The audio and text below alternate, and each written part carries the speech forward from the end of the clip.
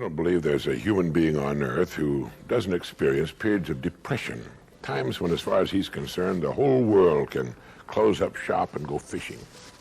The experts say these periods of feeling low, unhappy, and depressed are a normal part of living, provided we don't go too low when we're depressed or too high at the happy end of the cycle.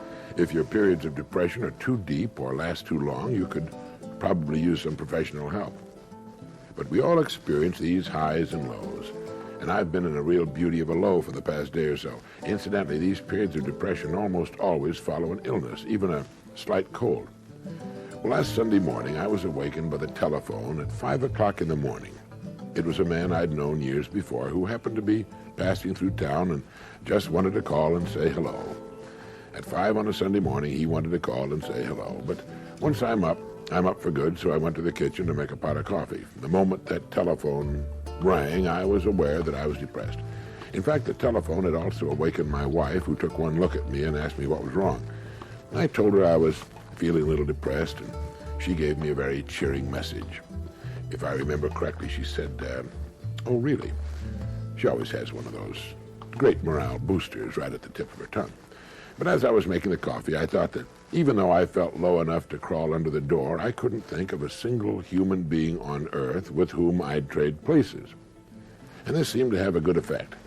And I began to wonder if this is true of everyone.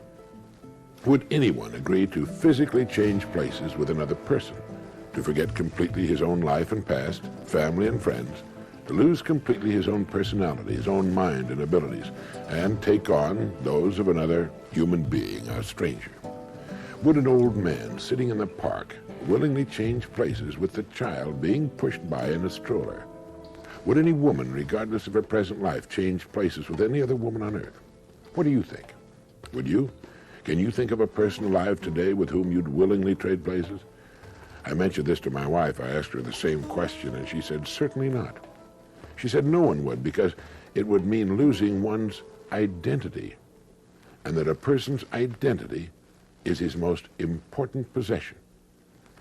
Now, to me, this was all very interesting, and I must admit that it went a long way toward restoring my attitude toward myself and the world. And the psychologists agree with my wife. They say that the most important thing to a human being is his identity as a person, and that's the thing he wouldn't trade.